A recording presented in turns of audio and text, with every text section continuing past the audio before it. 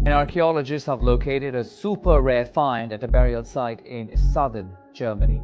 Something impossible just surfaced in the Jordan River. Not a rumor, not a wild claim.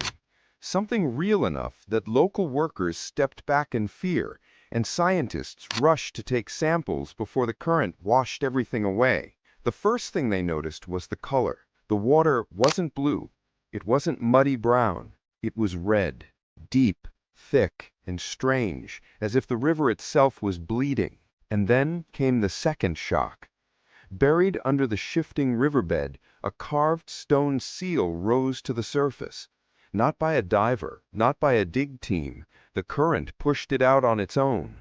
Eyewitnesses said the moment the seal appeared, the red water stopped spreading, as if something in the river recognized it. If even one part of this is true, the world is standing closer to the edge of a very old prophecy. And if you stay with me, you'll see why this single river may hold a message for all of us, a message that's pressing, urgent, and almost impossible to ignore. Before we continue, don't forget to subscribe to our channel for more awe-inspiring stories of faith, survival, and miracles. But before we look at the seal, or the strange light that witnesses said hovered over the water the next night, or the ancient symbols etched into the stone, we need to understand why the Jordan River matters at all. And this is where the story gets even deeper. Because the Jordan is not just a river, it is a border, a line, a crossing place between what was and what comes next. And every time in history when the Jordan changed, something huge followed. So let's go back, not far, just enough to see the pattern begin to form. The Jordan River has always acted like a hinge in time, a turning point. When the people of Israel crossed it after 40 years in the wilderness, their entire identity shifted. They walked in as wanderers and stepped out as a nation. Joshua didn't pick the river by accident. Something about the Jordan always marked a moment of transformation. Centuries later, Elisha struck the same river with Elijah's cloak, and the water parted again. A miracle repeated, a sign that the same power had passed from one prophet to the next. And the people watching understood, when the Jordan moves, God is saying something.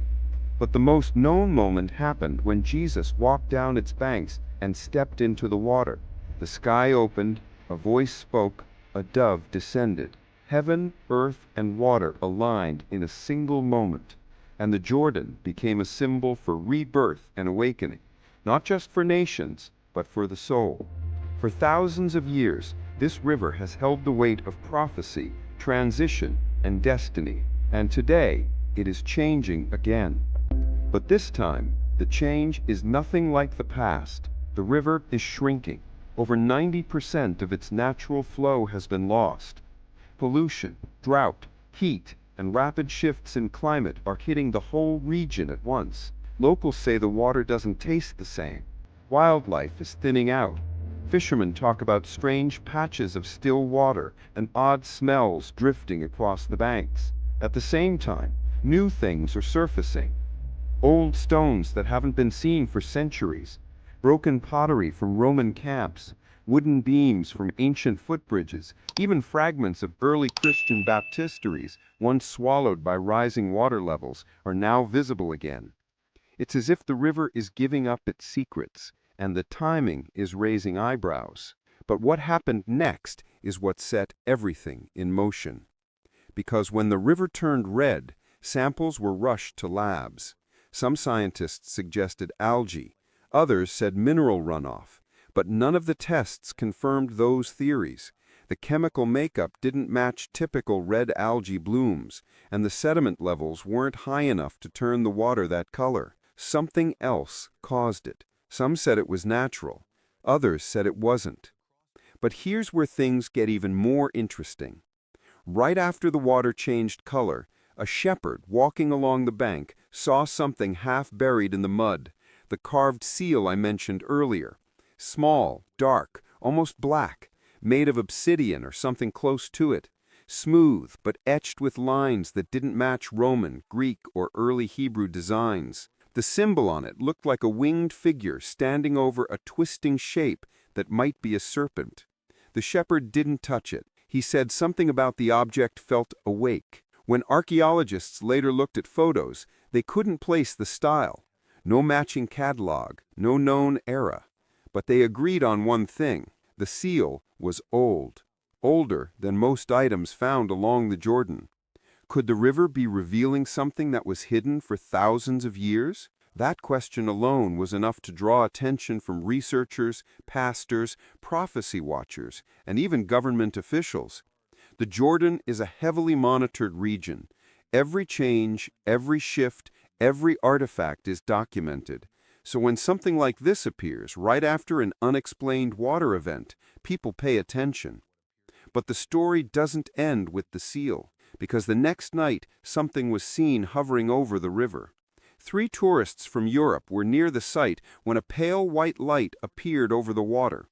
Not a drone, not a flare, not a reflection. The light stretched downward, almost like a narrow beam, and stopped just inches above the surface. The water shimmered under it. The tourists said it looked like a figure, not fully shaped, but human enough to make them freeze. They recorded it. The footage is blurry, shaky, and far away. You can't make out details, but the light is real, and you can see the reflection dancing on the water. Then, as fast as it appeared, it vanished, and the river went silent. No wind, no ripple, nothing. Was it a trick of the atmosphere? A rare natural event? Some dismissed it. Others said it was a sign, the same river where the heavens opened during the baptism of Jesus, reacting again. But the most shocking discoveries were still waiting beneath the surface. In the days after the Red Water event, divers entered the river with permission from authorities. Their job was simple: check for contamination, inspect sediment layers, and see if any pollutants had caused the discoloration. Instead, they found something else. An entire section of riverbed had shifted, not eroded, shifted, as if pushed from beneath. Cracks and fissures ran along the bottom, opening gaps that hadn't been there in past scans. Inside one of those gaps, divers spotted fragments of carved stone, not natural rock, constructed stone, like the edge of a wall or the top of a buried structure. But before they could return with excavation gear, the current changed and the gap closed. For now, whatever lies down there remains hidden. But the divers' report sent a wave through the archaeological community, because for years theories have said the Jordan Valley may hold remains of ancient camps, early Christian meeting places, and possibly even burial sites linked to first-century believers. If any of that is true, and something is finally beginning to surface, then the river might be revealing a buried timeline from the days when Jesus walked the region. But even that isn't the most disturbing part, because shortly after these discoveries, a strange sound rolled through the valley, a deep, low tone that didn't match thunder, planes, trains, or natural wind patterns, a sound some described as a trumpet echoing underground. It lasted less than a minute, but hundreds heard it, and some wondered, are these just coincidences, or are we witnessing signs? For thousands of years, the Jordan River has marked moments of change, crossings, callings, warnings. But now, the river seems to be speaking again, through color, through stone, through light, and through sound. And if the patterns of history teach us anything, it's that the Jordan never shifts without meaning. But the real question isn't just what is happening, it's why now, and what it might be pointing to. To understand why what's happening at the Jordan River matters, you have to see the river the way ancient people saw it. Not as a simple stream of water, but as a border hung between worlds. The place where old stories end and new ones begin. Today, when we look at it, we see a shrinking river. But thousands of years ago, people looked at the Jordan and saw destiny, power, a place where heaven touched earth. And that idea wasn't poetic, it was lived. because every time history shifted in Scripture, the Jordan was there. But if you think these old events are just stories from another age, stay close. Because when you look at the patterns, the timing, and the rhythm of these moments, you start to see something forming that feels too strong to ignore. And when you compare the ancient crossings to what is happening right now, from the red water to the broken riverbed to the strange lights, the pattern becomes even clearer. Let's go back to one of the earliest moments connected to the Jordan. After 40 long years in the desert, the people of Israel stood before the river, tired, dust-covered, hungry, worn, but full of hope. They could see the promised land just across the water. It was right there, so close they could smell the grass. But one thing stood in their way. The Jordan was at flood stage. The current was strong. The banks were overflowing. This was the worst time of year to cross. It was impossible. No one would choose this moment. But God chose it. And the moment the priests carrying the ark stepped into the water, the river stopped flowing. The people crossed on dry ground. The Jordan didn't move because the people were strong. It moved because something bigger was happening. A new chapter was starting. Fast forward years later, Elijah the prophet walks to the same river, knowing his life on earth is ending.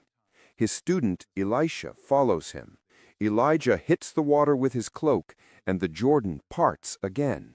When Elijah is taken up into the sky, Elisha picks up the cloak, returns to the river, and hits the water a second time. The message was simple and loud.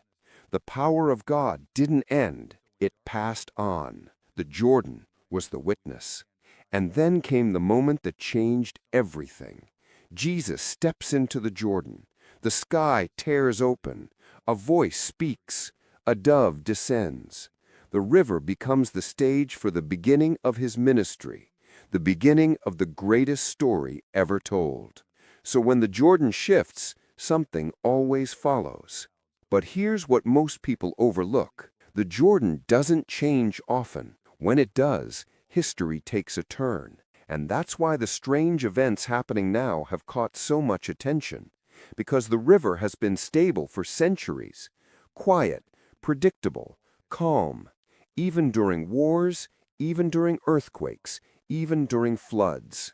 But today, the Jordan is not calm. It is shrinking, cracking, shifting, exposing, revealing. It's as if the river is trying to speak again, not with words, but with signs.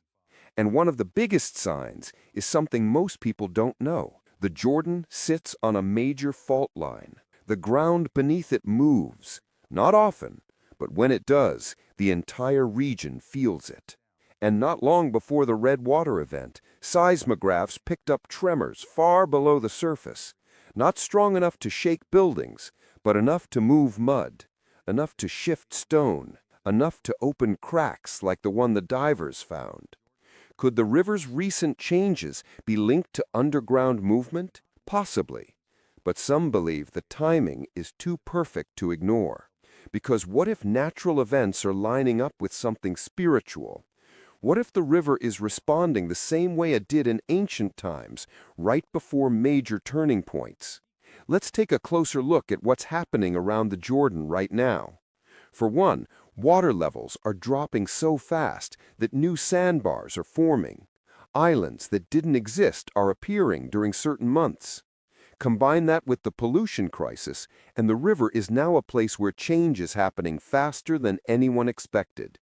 But none of them match what appeared after the red water, because the obsidian-like seal is different, strange, out of place, and when experts tried to match it to a known era, no one could. The lines were too sharp, too clean. The winged figure stood on what looked like a serpent, a familiar symbol representing victory over evil.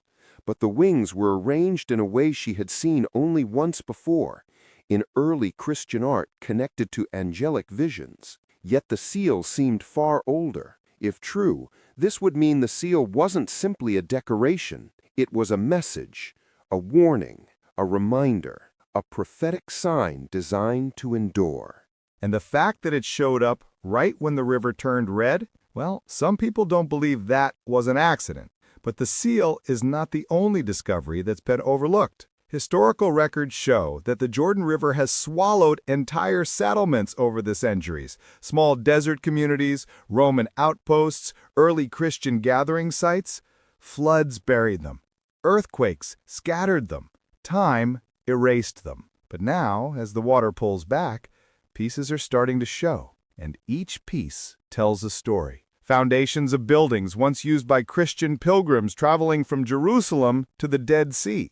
Stone steps leading into places that may have been ancient baptism pools, even storage jars used for olive oil, wine, and grain. The Jordan isn't just bleeding and breaking, it's opening, revealing, uncovering, almost as if a buried timeline is rising from beneath. But the strangest part? Some of the objects appear burned, scorched edges, blackened surfaces. Fire damage, not from modern pollution, not from recent heat waves, but old, ancient. As if fire swept through the region long before modern maps existed. What kind of fire? Earthquake fire? Battle fire? Something else? No one knows. But burned objects near a river known for holy moments and prophetic crossings, that alone is enough to make people look twice. And that's only the beginning. Let's talk about the fish. After the red water event, a small die-off took place, not huge, but enough to get attention. Some fish floated to the shore, not rotting, not diseased, just dead, clean, intact, as if something in the water shocked them or starved them of oxygen for a brief window of time. This matches events seen in other parts of the world where environmental stress builds in rivers. But here's the strange part. Other fish swam normally right next to them. Why some died and others didn't is still unknown, and the day after the die-off, the river went silent. No birds, no insects, no rustling reeds, just stillness. People living nearby noticed. They said it felt heavy, like the air was waiting for something. Then came the sound, a low, deep tone, like a horn buried underground, not from a speaker, not from construction, not thunder, a sound that didn't echo through the sky, but through the ground itself. It rolled for almost a minute, and then stopped. Reports came from both sides of the river, Jordan and Israel. Scientists are still studying seismic activity from that day, but combined with the shifting riverbed, the rising artifacts, the strange seal, the red water, and the pale light seen over the river, the sound only deepened the mystery. Something is happening under the surface, literally and symbolically. But the question isn't just what the river is doing. The bigger question is what the river is revealing. What's rising from the Jordan River isn't random. Not the stones, not the strange seal, not the light, not the sound. Each event seems to echo something older, deeper, and strangely familiar. Almost like the river is peeling back layers of time, one shift at a time. And right now, more pieces are surfacing. Pieces that point to a moment of truth the world has been inching toward, because the Jordan is uncovering a story buried for thousands of years, a story that might be trying to speak again. But before we continue, look at what comes next, because this next part is where the river stops acting like a river and starts acting like a message. The days after the red water event were chaotic. Scientists arrived, reporters showed up, local workers watched the banks, people whispered about prophecy. But the most interesting reactions didn't come from the crowds. They came from the archaeologists. At first they were calm, careful, professional. But once more objects were found along the banks, objects older than expected, the tone shifted. Because what they started finding didn't match the normal timeline of the region. Within 48 hours, here's what surfaced. A broken pillar made of stone not native to that part of the valley. A fragment of a wall with markings cut at perfect right angles. The base of a clay vessel with an early Christian-style symbol. A section of floor tile arranged in a pattern used by ancient worship communities, and even 3 pieces of melted, blackened pottery found far from any historical burn site. These weren't random pieces. They pointed to a place of gathering, maybe even worship, long buried by floods, mud, earthquakes, and time. But then came the discovery that changed everything. A small section of mosaic floor. Not large, not perfect, but clear. The colors had faded, but the design remained. A river, a dove, and a branching tree. 3 symbols used by early believers, 3 symbols tied to renewal, 3 symbols tied to prophecy. And the strangest part? The mosaic wasn't recorded in any archaeological registry. No maps, no excavation notes, nothing. It shouldn't have been there. But the river gave it back. The divers who explored the riverbed deeper said something else. The stone underneath the river didn't behave like normal erosion. Instead of smooth slopes, they found straight edges, sharp corners, angles carved by human hands long ago. One diver described it like this: "It felt like we were swimming over a drowned room. Not a cave, not a natural pocket, a room." But before they could map it, the current shifted again and pushed silt into the crack. The opening sealed shut, almost like the river didn't want everything revealed at once. And maybe that's the strangest thing about the Jordan. It reveals just enough to stir something, and then it hides the rest. Almost like a puzzle slowly completing itself. But here is where the story turns from archaeological curiosity to something much more unsettling, because the fishermen saw something too. A school of fish behaving strangely, not swimming in patterns, not drifting with the current. They circled a single point in the water, as if drawn to it, around and around, for nearly 10 minutes. No predator nearby, no lure, no bait, nothing. Just fish spiraling around a single invisible point. And the moment the fishermen stepped closer, the circle broke. The fish scattered. The water stilled. Some called it coincidence. Others thought it was nothing. But when you stack this up with the other events, the sound, the seal, the red water, the shifting riverbed, it feels like part of a much larger pattern. A pattern the Jordan has shown before. A pattern linked to change. A pattern tied to prophecy. But let's zoom out for a moment, because the Jordan isn't just behaving strangely by itself. Something else is happening around it. The entire Jordan Valley is experiencing rapid transition. Rivers drying faster, sinkholes forming near the Dead Sea, unusual heat spikes, sudden bursts of fog that cover the water for minutes, then vanish, sections of riverbank collapsing overnight. Add to that the unexplained underwater movement divers described, and the valley feels restless, like the ground is shifting to reveal something buried deep. And now rumors are spreading about what might be down there. Some believe an early Christian community once settled along the river near the baptism site, a group pushed out by Roman pressure. Others think the remains of a desert monastery might lie beneath centuries of mud. But a few researchers have whispered about a possibility more dramatic, a storage site for sacred objects. Not the Ark of the Covenant. That is tied to other locations and traditions, but smaller items, containers, scrolls, possibly even relics used by believers escaping persecution. Is there proof? Not yet, but the pieces found so far suggest the river is hiding far more than anyone realized. And the deeper the river shrinks, the more the old world rises up. But the most surprising detail isn't what the river reveals, it's what the river remembers. Because archaeological evidence confirms that early Christian groups traveled this exact stretch of river often. They built small prayer rooms. They carved small symbols into stone. They held simple gatherings near the water. And every flood erased more of their world until now. And the moment the obsidian-like seal surfaced, the entire conversation shifted. Because the seal doesn't match any known group. It doesn't match Roman craftsmanship. It doesn't match Jewish craftsmanship of the era. It doesn't match Greek styles. The lines are too sharp, the carving too precise, the figure too unusual. Some think it might be because days later, another item emerged from the mud, a small, thin piece of metal, bent, dark, almost unrecognizable.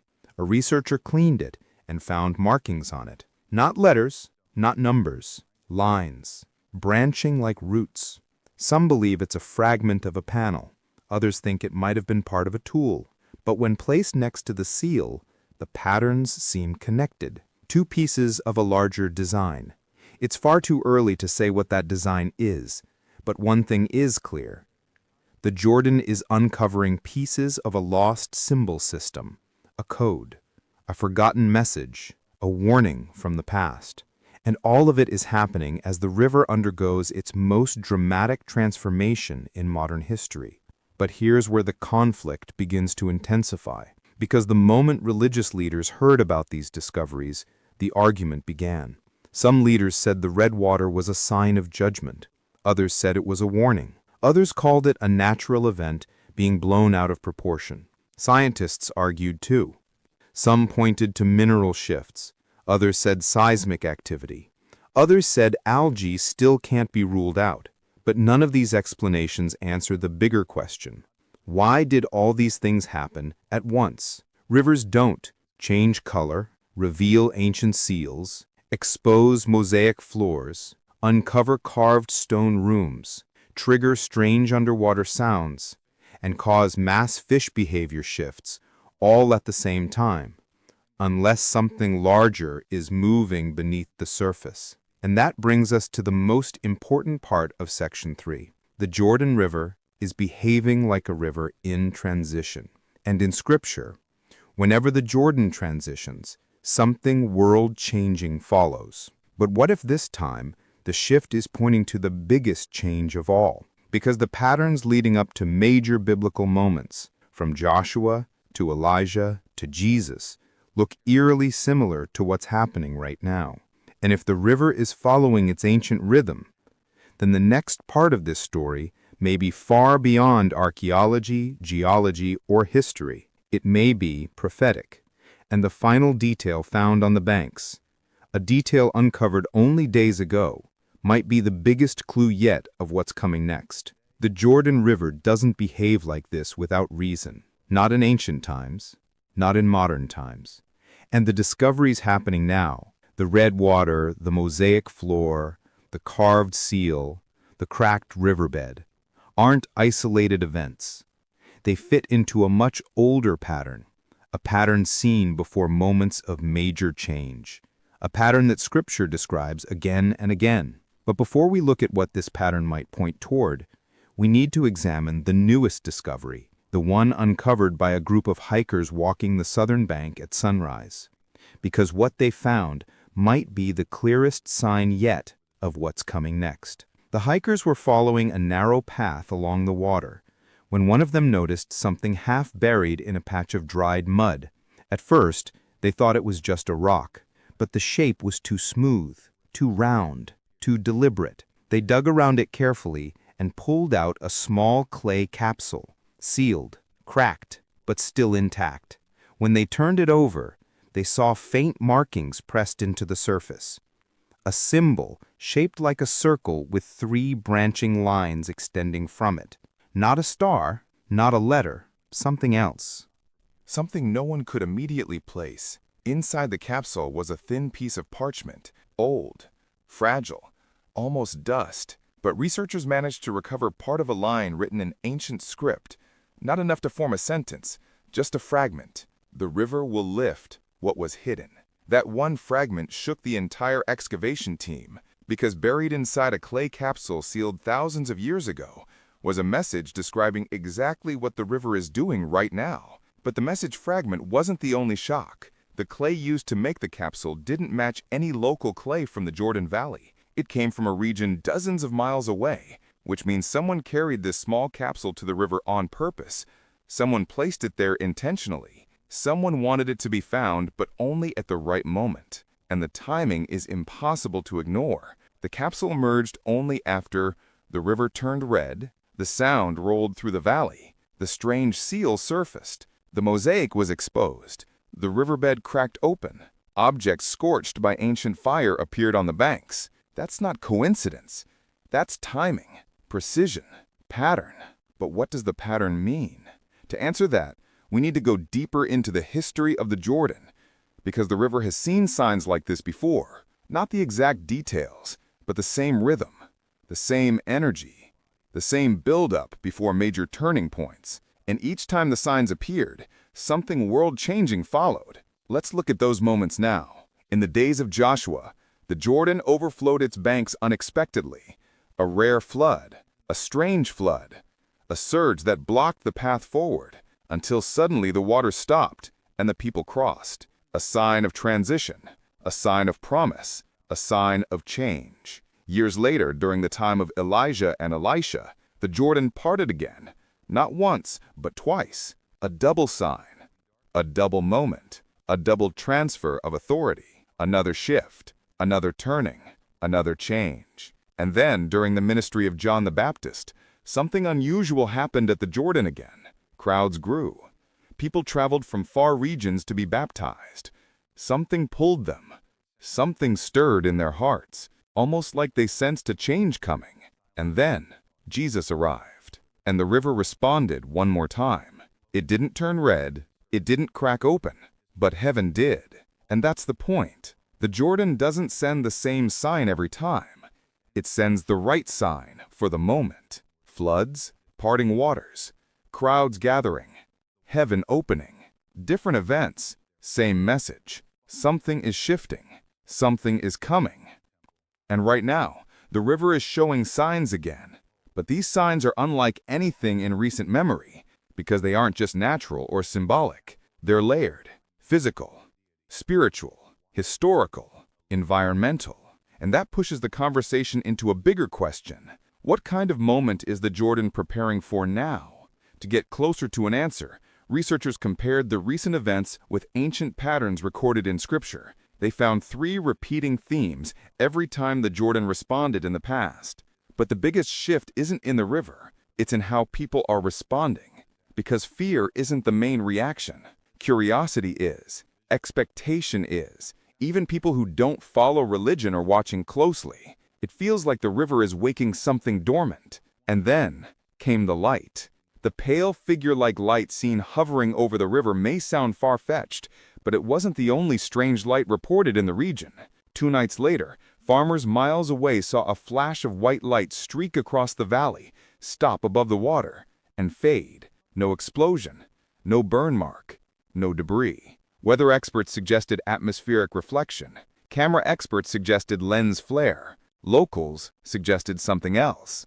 Because this wasn't the first time a strange light appeared over the Jordan. In rare historical writings, travelers from centuries ago described glowing orbs near the river during certain seasons, usually before major cultural events or conflict. Coincidence? Maybe. But the timing is impossible to ignore, and the sightings don't stop there. A week after the fishermen saw the circling fish, another group saw a beam of light illuminate the river for a few seconds at night. No plane, no searchlight, no storm. And the moment the light faded, the river produced a long, deep ripple, without any wind. Not violent, not dangerous, just eerie, as if something touched the surface and then left. But these lights might be pointing towards something deeper, a shift not just in the natural world, but in the spiritual one. Because every time the Jordan behaved strangely in Scripture, it happened before a revelation, a message, a moment that pulled heaven and earth closer. So if the river is echoing that pattern now, the question becomes, what is the Jordan preparing us for? Now let's talk about the sound. The low trumpet-like tone heard across the valley lines up with documented seismic activity, but it also lines up with ancient descriptions of earth groans, sounds recorded in multiple cultures during times of rapid geological stress. But in Scripture, trumpet-like sounds have a deeper meaning. They appear at Mount Sinai, during prophetic visions, in battles where God intervenes, in warnings of coming change, and in descriptions of the final days. This doesn't mean the sound over the Jordan was supernatural, but it does mean this symbolism is impossible to miss, because the Jordan doesn't just show physical signs, it shows spiritual ones. And when physical and spiritual signs overlap, something important usually follows. Which brings us to the most important clue found so far, the mosaic floor. 7 tiles arranged in a simple pattern, a river, a dove, a branching tree. These aren't random symbols. The river symbolizes renewal. The dove symbolizes the Spirit. The tree symbolizes new life. Three signs used together only in one place in Scripture, during the baptism of Jesus. So why is a broken piece of that symbol pattern rising again right now, at the same moment the Jordan is acting strange? Maybe the mosaic is just an artifact, or maybe it's a reminder. A warning, a sign, a message buried for a time when people would need to see it. And if that's true, then what the river is revealing might be pointing towards something far bigger than archaeology or geology. Because every sign so far, the water, the seal, the capsule, the mosaic, the sound, the light, is pushing the same question straight to the front. Is Christ coming soon? But before we jump to conclusions, we need to examine the most recent event, the one that stunned both scientists and spiritual leaders. Because what happened just days ago may be the clearest hint yet, and it didn't happen in the water. It happened in the sky above it. The morning the sky changed above the Jordan River was quiet, still, and strangely heavy, as if the air itself was holding its breath. Locals walking near the water noticed it first. The light didn't look normal. It wasn't brighter, but it wasn't softer either. It looked focused, almost sharpened, as though something behind the clouds was pushing through. No storms, no wind, no warnings, just an unusual glow stretching across a narrow part of the sky directly above the river. People paused. Some pointed, some recorded, some simply stared, unsure why their senses felt alert. And then, in a moment that still has scientists confused, a thin line of light, narrow as a thread, yet bright as polished metal, descended from the clouds and stopped just above the surface of the Jordan. It didn't scatter like a normal beam. It didn't spread wide. It held its shape, a straight, perfect line touching nothing, yet illuminating everything around it. Witnesses said the water under the light rippled in slow, controlled circles, not from any breeze or from any passing fish. The circles looked deliberate, like the river was responding to something unseen. A few people stepped closer, unsure if this was some kind of atmospheric illusion, but the closer they got, the stranger the air felt. It wasn't hot, it wasn't cold, just heavy, as though the moment itself was pressing in on them. And then, almost too quickly to blink, the beam of light expanded outward in a silent burst, forming a dome-like shimmer above the river that lasted less than 3 seconds before collapsing in on itself and vanishing. No noise, no shockwave, no smoke, nothing left behind, except a glowing afterimage burned into the eyes of the people who witnessed it. Minutes later, birds began to scatter from the trees in chaotic flight patterns, circling and darting in every direction before disappearing into the distance. Some landed on the ground and refused to move for several minutes before slowly taking off again. Animals don't react this way unless something unusual disrupts their senses, and that is exactly what seems to have happened. But the most unusual detail came from a group of hikers positioned on a hill overlooking the valley. They said the beam didn't come down, it came up. They claimed they saw a spark rise from the river seconds before the beam appeared, as if something triggered the light from below rather than above. The hikers weren't the only ones who reported this. 2 fishermen on the opposite bank said they saw the same upward flash, a flicker that seemed to split the surface of the water for an instant, almost like a silent eruption. Scientists reviewed the footage submitted by witnesses, but nothing captured the start of the event clearly. The angles were wrong.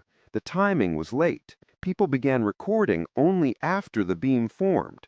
Without the first few seconds, experts had nothing solid to analyze. Weather authorities proposed atmospheric refraction.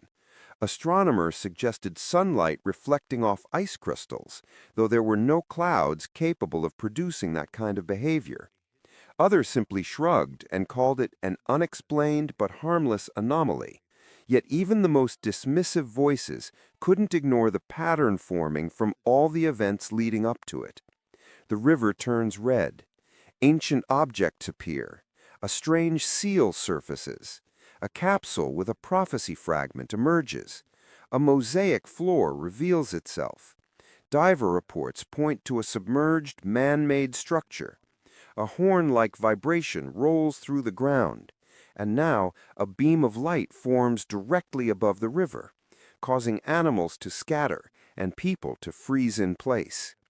None of these events on their own would draw more than mild curiosity. Together, they paint a picture that is impossible to dismiss. But even with all of these signs, something still felt incomplete. People sensed it that day. They sensed that the sky event was not the end of the story, but the beginning of something else. Something that would either confirm everyone's fears or spark a wave of new questions. And that confirmation came sooner than anyone expected, because only hours after the light vanished, the river acted strangely again, this time in a way that shocked even the scientists monitoring the valley. The water level dropped suddenly, not drastically, but suddenly. Half a meter of water disappeared over the span of an hour. No dams opened, no shifts upstream, no evaporation explanation made sense. It as if the river inhaled, as if the earth beneath it pulled downward, drawing the water deeper into hidden cracks carved by ancient movement. And when the water lowered, something new appeared along the bank, a long, smooth stone slab, perfectly rectangular, with edges sharp enough to suggest precision-cut craftsmanship. The stone didn't match the surrounding geology. It wasn't shaped by water erosion. It wasn't broken from a cliff. It looked placed, deliberately, thousands of years ago. Archaeologists rushed to the site, placing markers and taking photographs. The slab was covered in thin silt, but the moment they brushed part of it clean, they saw straight lines carved on the surface. Not random lines, patterns, repeating shapes, a design that looked more like an ancient code than decorative art. At first, they couldn't make sense of the markings. They weren't letters. They weren't numbers. They weren't Greek, Latin, Hebrew, Aramaic, or any nearby writing system. But when they compared the pattern on the slab to the seal on the obsidian-like seal found earlier, the connection was obvious. The lines matched. Not perfectly, not entirely, but enough to make the archaeologists fall silent for several seconds.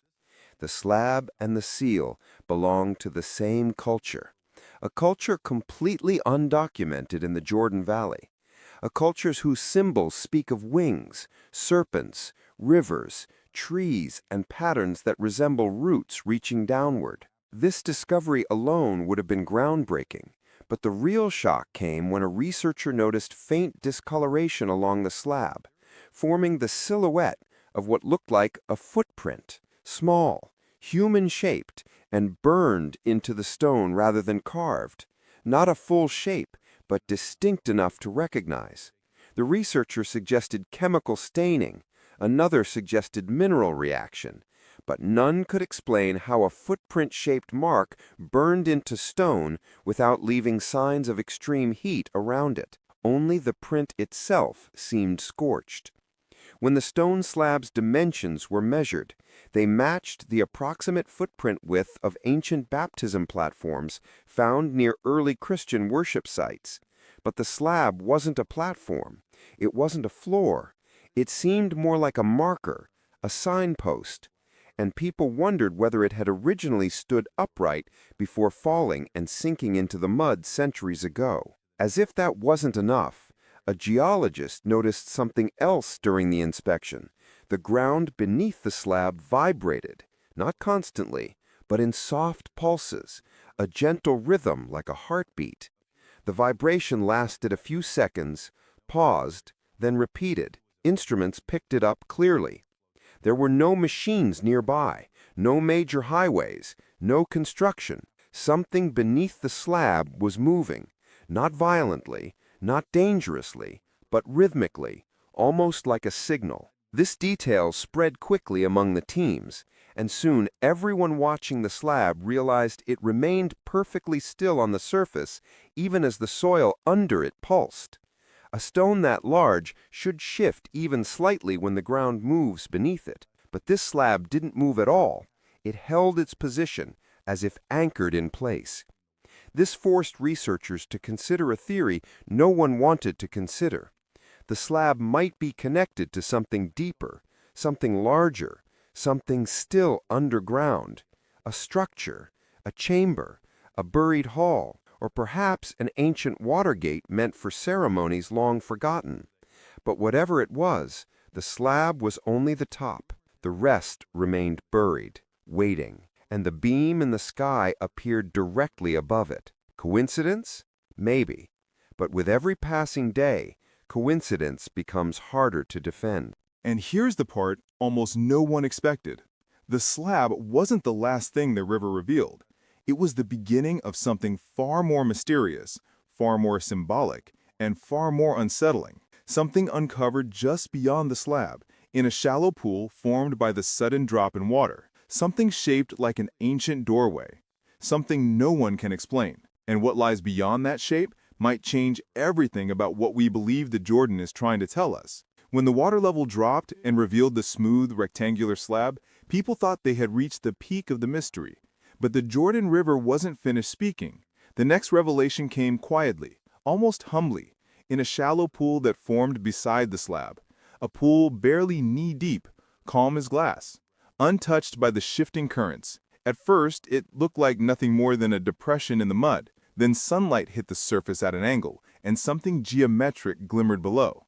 A clear line, then another, then a curve so perfect it could not have formed naturally. As more of the mud cleared, what lay beneath became unmistakable. It was a shape, tall, narrow, carved with intention, the outline of an ancient doorway lying flat beneath the water.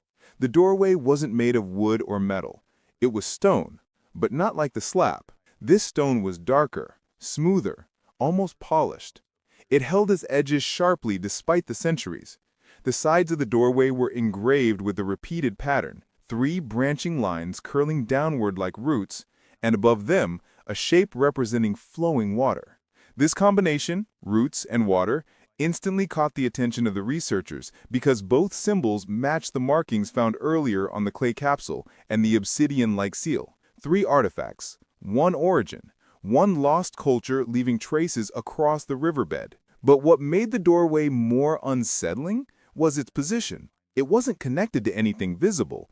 It wasn't part of a collapsed wall or the top of a buried structure.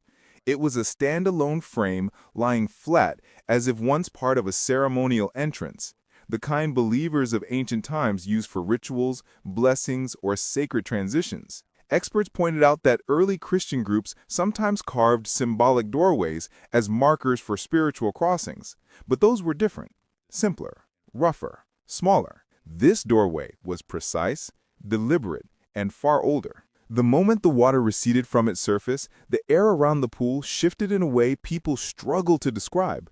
Some said it felt suddenly warmer. Others said cooler. A few said the air felt thicker, like walking through the threshold of a temple. And then something happened that made everyone step back. As the sun continued to rise, the stone in the center of the doorway frame reflected the light upward, creating a straight vertical shimmer that rose into the air like a ghost of the earlier beam seen in the sky. It wasn't bright enough to blind anyone. It wasn't strong enough to look supernatural. It was simply a thin shimmer, a quiet echo of something far greater. Researchers noted the shimmer lasted exactly 12 seconds before fading. 12, an important number. 12 tribes, 12 disciples, 12 gates, 12 foundations. And though the shimmer might have been dismissed as a trick of light, the 12-second duration made people pause. Patterns like that don't happen by accident. Not here.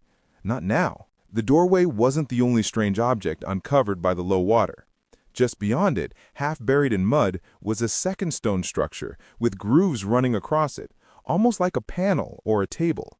The grooves were arranged in a flowing pattern that resembled both a river and the shape of a tree. the same dual symbolism found earlier in the mosaic fragment. In the center of the panel was a circular indentation, as if meant to hold something small, like a seal, a tablet, or a vessel. The researchers tried placing the obsidian-like seal into the indentation, and while it did not fit perfectly, its size and shape suggested they were related, but perhaps the object meant to sit in the panel was larger, or part of a set, or a missing piece yet to be revealed. But the most shocking part came next. When they attempted to lift the panel from the mud, they realized it was much heavier than it appeared. Not because of its size, but because something beneath it was holding it down. The divers were called in again. They slid under the water, feeling blindly beneath the panel. What they found wasn't stone. It was hollow space, a cavity, a chamber. Not large, not deep, but unmistakably artificial. A chamber beneath the panel, sealed by time, silt, and pressure. This was the moment the excavation team understood they were dealing with more than random artifacts. They were standing on top of a buried complex, a structure lost under the riverbed, possibly entombed by earthquakes or floods so long ago that history forgot it existed. But the chamber wasn't empty. The divers reported feeling a rush of colder water flowing out of the crack beneath the panel, as if the chamber was breathing. And the moment that cold water touched the warm surface of the pool, the doorway stone gave off another faint shimmer. Not sunlight this time, but a subtle pulse, like a heartbeat responding to the shift. This detail sent a chill through everyone watching, because if the doorway stone pulsed when the water from the chamber rose, then the structure beneath the river wasn't random. It wasn't accidental. It was built with an understanding of water movement, reflection, light, and maybe even ritual timing. The chamber was sealed as quickly as it was found. The current shifted again, pushing sediment back into the crack, but the divers confirmed the chamber's existence.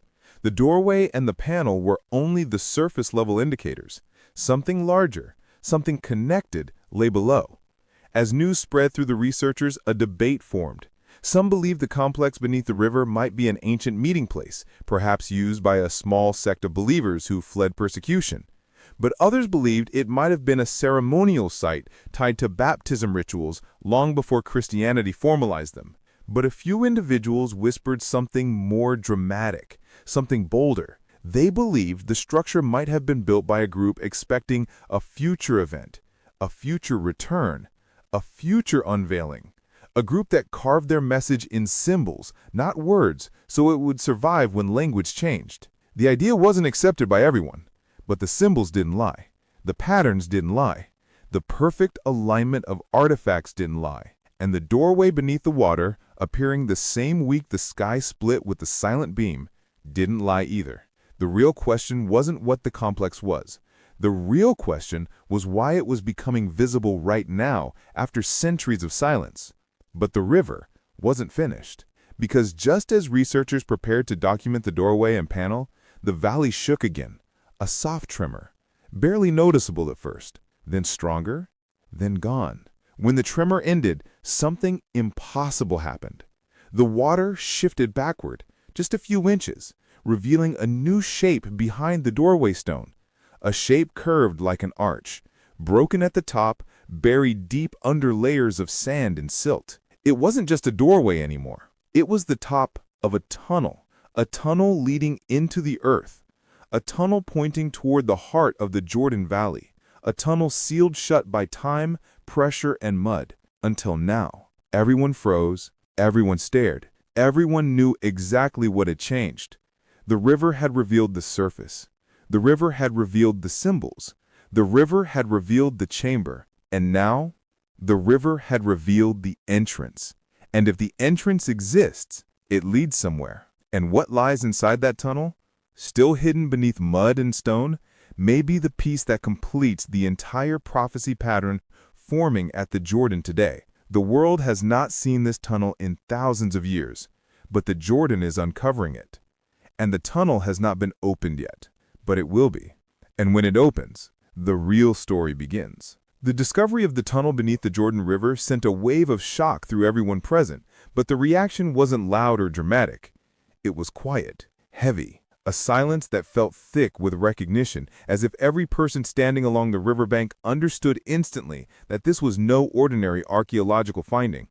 The tunnel didn't look like a collapsed cave or a natural fracture carved by ancient floods. Its curve was too perfect.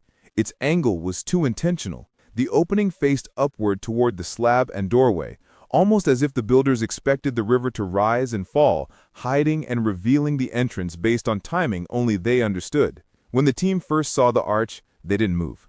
They just stared, trying to absorb what the river was showing them. The trimmer that revealed the top of the tunnel had also shifted the silt around it, exposing a few inches of the stone lining the inner walls. The stone was smoother than the surrounding rock, and darker, almost metallic under certain angles of light. No one could identify the exact material without samples, but it didn't match the common sandstone or limestone of the region. It looked imported, crafted, shaped, and placed with precision that hinted at a level of engineering far more advanced than what was expected of any known civilization in that valley. Finally, two divers prepared to descend into the shallow water and examine the arch more closely. They didn't attempt to enter the tunnel. No one was foolish enough to crawl into a partially revealed structure with unknown stability. But even their surface-level observations changed the entire conversation. The stone arch was carved with the same root and water pattern found on the doorway and the capsule. The symbols weren't drawn on top. They were part of the stone itself, etched so deeply that even centuries of silt had not erased them. These symbols weren't decorative. They were instructions, warnings, or identifiers, and they matched too many of the earlier discoveries to be coincidence. As the divers worked, the air on the riverbank shifted again. Not dramatically, no thunder, no flash, no beam of light, but a subtle creeping tension rolled through the valley, the kind of pressure that makes the hair on your arms rise without any breeze. Some witnesses said the atmosphere felt charged, like walking into a room where something important just happened or was about to happen. Others said they felt watched, not by people, but by the moment itself. And then the wind returned, not harsh, but steady, blowing across the water with a strange rhythm, as though responding to something beneath the surface. The divers began describing something unusual. As they hovered near the arch, they felt small vibrations coming through the stone. Not enough to shake the water, but enough to tingle in their hands when they touched it. The vibrations weren't random. They pulsed in steady intervals, almost like a coded signal, a heartbeat, the same rhythmic pulse that had been felt earlier beneath the panel and the slab. This wasn't localized. The chamber beneath the panel, the doorway stone, the slab, and now the tunnel itself seemed to be connected in a single network of stone, water, and coded design. One diver placed his hand against the arch for several seconds, and the moment his palm touched the stone, the vibration slowed, then stopped, and then resumed at a slightly different rhythm. When he pulled his hand away, the rhythm reverted. This shouldn't have been possible. Stone doesn't respond to touch like that. But something in the design, something in the structure, something in the depths of the tunnel was reacting to the presence of a living being. News traveled fast. Some researchers proposed that the vibrations were caused by underground water flows shifting through hidden channels. Others suggested seismic aftershocks. But these explanations fell apart quickly when instruments detected that the pulses didn't match any natural pattern they had recorded before. The vibrations were controlled, deliberate, and too uniform to be random geological noise. The team gathered around the exposed arch, and as they observed it from different angles, they noticed another detail that made the entire site feel even more intentional. The top of the arch, the exact point revealed by the tremor, was aligned almost perfectly with the earlier beam of light seen in the sky. Not just in direction, but in angle. The beam had descended, or risen, depending on the witness, at a slanted angle that matched the curvature of the tunnel's orientation. Not an accident, not a lucky alignment, a design. The idea was impossible, unless the builders of the tunnel understood something about celestial paths, seasonal angles, or light behavior far beyond what anyone expected of them. And if they built the tunnel entrance to align with a celestial event or beam-like phenomenon, then the moment the beam appeared over the Jordan might not have been random at all. It might have been a reaction, a response, a trigger. But if the beam was a trigger, then what did it trigger? While the researchers debated, the locals standing on the bank whispered in low voices. Some believed the tunnel was connected to an ancient prophecy about hidden things rising in the final days. Others believed it was a forgotten refuge built by people waiting for a future revelation. A few suggested the tunnel might lead to a chamber where sacred items were hidden during times of war or persecution. And then a single phrase began circulating among the crowd, quietly at first, then louder. "Is this the place of the returning?" No one said where the phrase came from. No one claimed to know its origin. But once spoken, it spread, because the symbols seen so far pointed toward themes of renewal, awakening, and preparation. And the river's behavior, the revealing, the rumbling, the strange light, matched patterns of transition seen in Scripture. But the most unsettling detail came from a geologist who noticed faint markings on the exposed stone of the arch. They looked like scratches at first, but when cleaned carefully, they formed a small symbol, a circle within a circle. A simple design, easy to overlook, but the historian on site recognized it immediately. That symbol had appeared in only one other place, carved faintly in the center of the mosaic fragment found earlier. A circle within a circle, representing the moment inside the moment, a concept early believers described in writings about divine timing, heavenly intervention, and sacred thresholds. The tunnel was a threshold, not a passageway for daily movement, not a hallway in a home, but a sacred boundary stone marking the line between what was hidden and what would one day be revealed. And that day was no longer distant. The river itself had chosen this moment. The tremors had chosen this moment. Something beneath the surface had chosen this moment. The question was no longer whether the tunnel existed. The question was why it was opening now. And then, just as researchers prepared to take measurements, the river did something no one expected.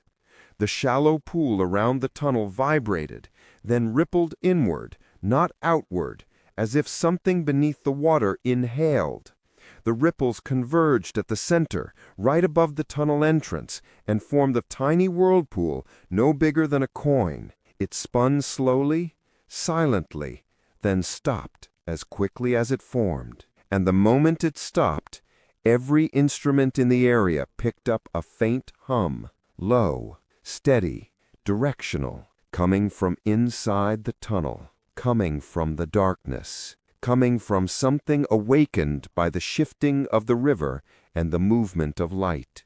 The hum lasted 6 seconds, then it stopped, and the valley fell silent. Researchers believe the tunnel leads deeper into the earth than anyone expected, and whatever lies inside, sealed away for centuries, has been waiting for this exact moment to stir.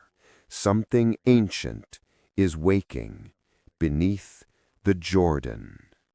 And the next piece of this puzzle is not beneath the water, but beneath the earth itself. The river has revealed the entrance, but what lies inside that tunnel may answer the question the entire world is asking: is Christ coming soon? But before anyone could take a step toward the tunnel, the Jordan delivered another sign, stronger and more direct than everything before it.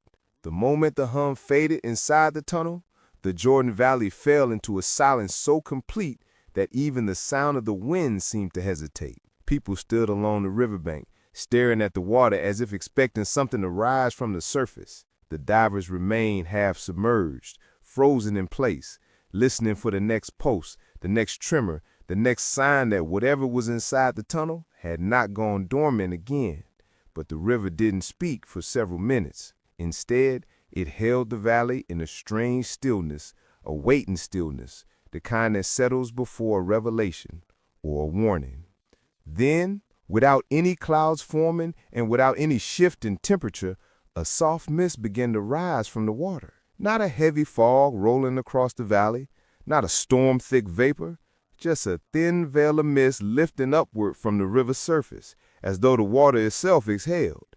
It climbed in twisting ribbons that glowed faintly in the sunlight, shimmering like threads of silver. Some people stepped back in fear, others stepped closer in awe. The mist wasn't behaving like normal moisture, it wasn't drifting away with the breeze, it was staying low, hovering just above the river as if held in place by an invisible boundary. The archaeologists watching the scene immediately recognized the strangeness. Mist rising from cold ground after warm rain was normal. Mist rising from warm ground after cold rain was normal. But mist rising in dry conditions with no temperature clash directly over the tunnel's position, that was not normal at all. And the mist kept rising slowly and steadily, creating a thin curtain across the doorway stone and slab. The sunlight caught it and refracted in small bursts of color, faint blues, faint reds, faint golds, tiny sparks dancing in the air for only a moment before fading. It looked like the river was trying to veil the entrance even as it revealed it. The locals whispered again. Some said the mist was the valley protecting itself. Others said it was the tunnel breathing. A few said it reminded them of descriptions from old writings where the presence of something sacred was often described as a low cloud, a veil of vapor, or a thin smoke rising without fire. People didn't know what to make of it, but the atmosphere shifted. The stillness became expectation. The river, which had been silent, now felt alive. And then the water moved. There was no splash, no animal, no boat, just a slow, deliberate push of the current that rolled through the river like a single controlled wave. Not upstream, not downstream, across. A sideways ripple that spread from the center outward in a perfect circle, like the surface had been tapped by an invisible hand. The ripple touched the banks on both sides, then faded as quietly as it formed. One of the geologists monitoring the water movement dropped to her knees and pressed her hand against the ground. She felt it, a soft vibration passing through the soil beneath her palm. Not a quake, not a tremor, a resonance. The same rhythm she had felt beneath the panel and the slab days earlier. It pulsed again and again, 3 times in total, then stopped. Researchers recorded it. Instruments captured it. Everyone felt it. The tunnel was responding. The river was responding. The valley was responding, all at once. Before anyone could speak, the mist thickened into a pale column rising directly over the doorway stone, lifting upward in a quiet spiral. It wasn't chaotic. It wasn't swirling wildly. It rotated gently, almost gracefully, like a slow-turning pillar. Sunlight struck the column, and once again, tiny sparks flickered inside the mist. This time, the sparks didn't fade quickly. They hovered for several seconds, forming small points of light that looked like floating embers suspended in the air. People watching said the mist looked almost alive, as though the river was trying to send a message in a language made of water and light. The archaeologists, the ones who were usually calm, logical, grounded, were visibly shaken. The divers backed away from the tunnel. No one wanted to disturb whatever was happening.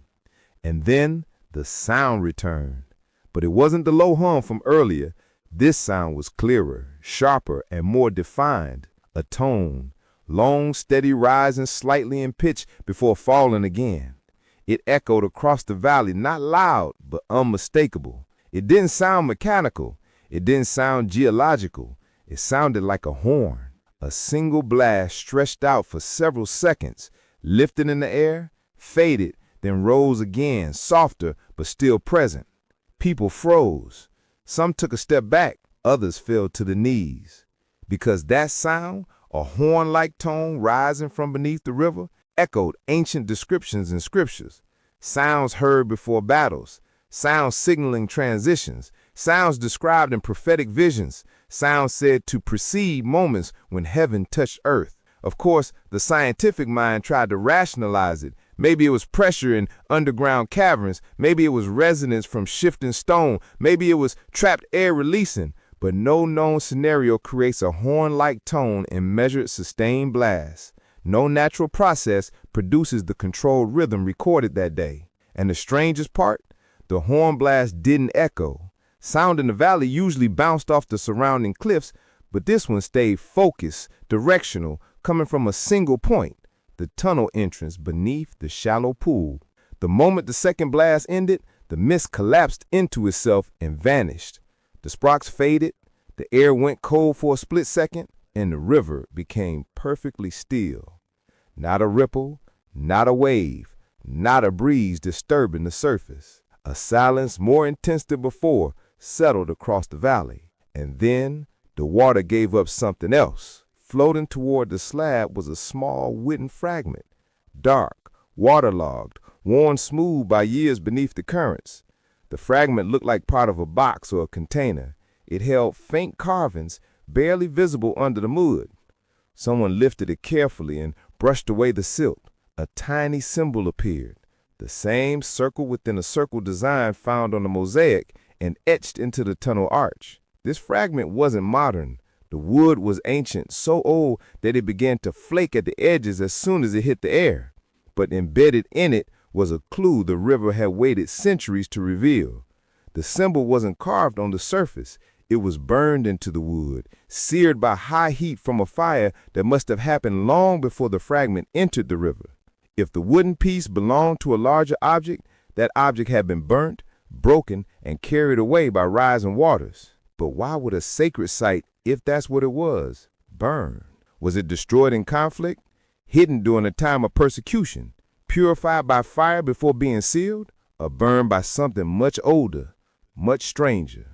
The fragment raised more questions than answers, but combined with the tunnel, the slab, the seal, the capsule, the mosaic, the light, and the horn-like sign, it created a picture too precise to dismiss.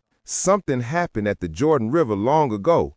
Something intentionally buried, intentionally sealed, perhaps intentionally protected until the right moment.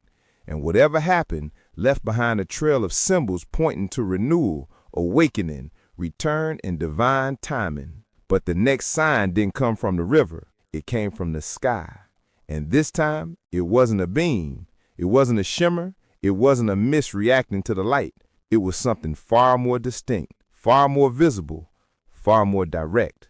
A sign that forced even skeptics to stop talking and start watching. The horn-like sound had barely faded when the valley began to stir again, not from the river this time, but from the air above it. At first, no one noticed anything unusual. The sky was clear, a smooth pale blue stretching over the Jordan Valley like a calm dome. Then, almost without warning, a single cloud appeared, thin, narrow, shaped like a streak of white drifting directly toward the center of the river. It moved against the wind, sliding across the sky with a steady, deliberate motion that made people pause and look upward. Clouds don't move like that, not against the wind, not in a straight line, and not with a distinct destination. The clouds stopped above the section of the river where the tunnel was laid hidden beneath the shallow pool. It didn't disperse, it didn't drift, it simply hovered. A small trail of vapor fell from it, dissolving before reaching the water, as though the cloud itself was shedding pieces of itself in slow, fragile threads. People watching held their breath. Some brought out their phones, but the moment recording started, another strange thing happened. The cloud began to widen, stretching into a perfect circle, then at the edges, bright in the center, as though a hidden force was pulling it outward with invisible hands. What formed next was a ring, a smooth, glowing ring etched into the sky. It didn't shine like a light, it wasn't blinding, it glowed with a soft, steady radiance, pale gold in color like sunlight filtered through water. The ring hovered, silently, perfectly round, directly above the tunnel's location.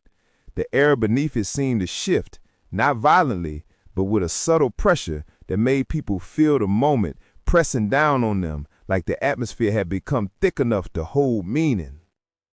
Not wide, not suddenly, slowly. a gentle parting of stone lids, revealing two hollow spaces that glowed with faint, internal light, like embers deep inside a cavern.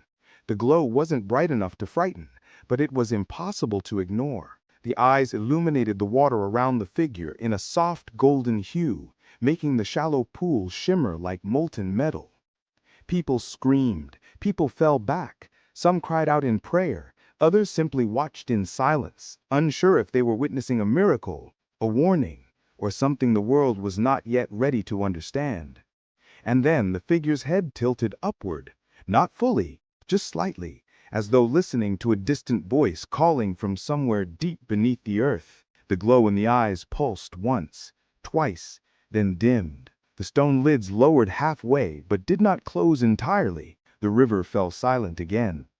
Researchers rushed forward, but the ground vibrated once more, stopping them in their tracks. The vibration was stronger this time, not destructive, but firm, like a boundary line, reminding them they could not approach further. The figure's chest glowed faintly, revealing a small circular indentation where a symbol or object might once have rested. The missing piece. The absence was clear. Whatever had originally sat inside that chest indentation, a seal, a tablet, a stone, was no longer there. Or perhaps it had not yet been found. And if it was missing, then it was still somewhere in the valley, somewhere beneath the mud or stone, waiting for the river to reveal it at the appointed moment. The sentinel figure stood half submerged in the river, unblinking, unmoving, its faintly glowing eyes fixed toward the horizon as the valley struggled to regain its breath. Nothing about its presence felt random. Nothing about its emergence felt accidental. For the first time in generations, the Jordan River felt alive, not in the biological sense, but in the way ancient stories describe sacred places awakening after long silence.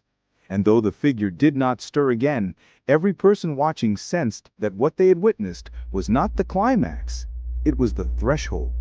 The countdown pulses had barely faded when the ground beneath the valley gave a long, slow groan, like distant thunder buried deep inside the earth.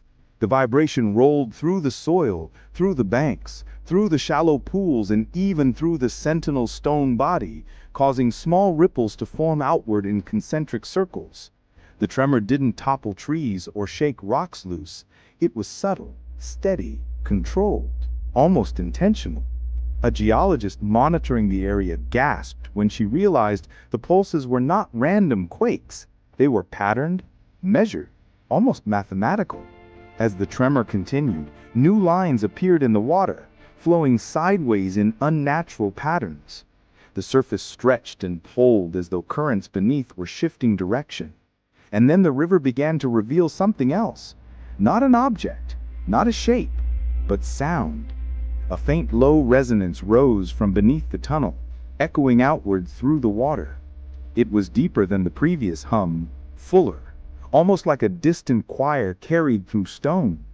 People stepped back, unsure whether the sound was natural or something far more ancient. The divers, still watching from the pool, exchanged uneasy glances. The tremor grew slightly stronger, enough to rattle loose pieces of stone along the riverbank.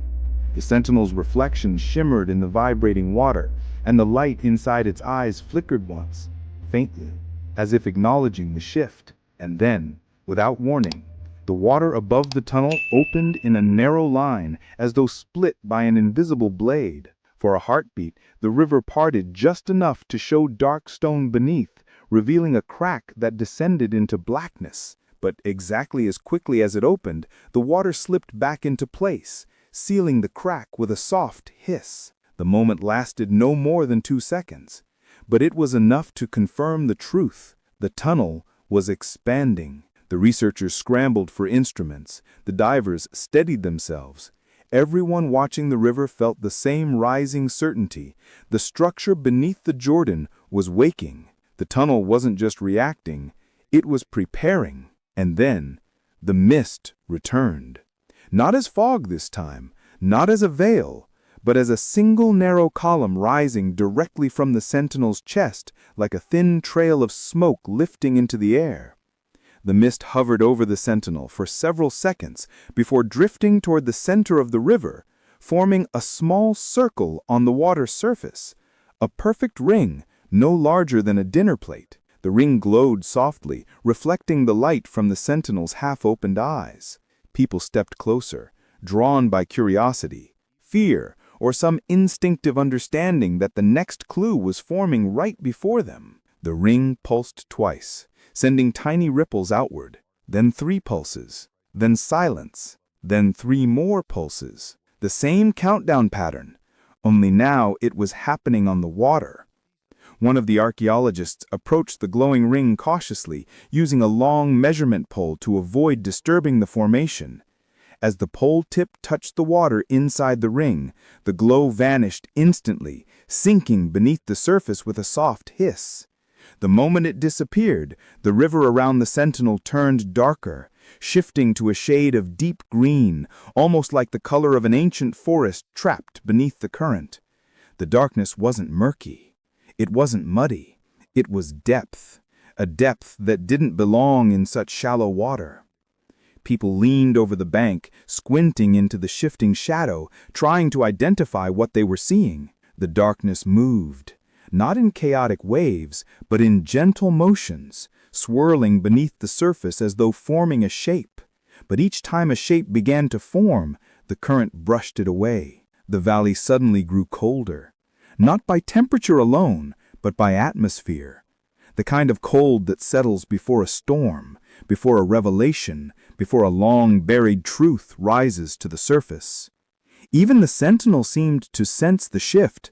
The faint glow in its eyes brightened slightly, then dimmed, then brightened again, matching the rhythm of the pulses felt in the river. Some called it a halo, others called it a sign. A few whispered that it matched descriptions found in ancient writings, circular signs forming during moments of divine revelation. But even the most skeptical observers couldn't explain what they were seeing. There were no aircraft, no drones, no weather patterns that matched this formation. A circular cloud ring this precise, this bright, and this stationary simply shouldn't exist. Then something else began to happen. Inside the glowing ring, a faint shimmer appeared.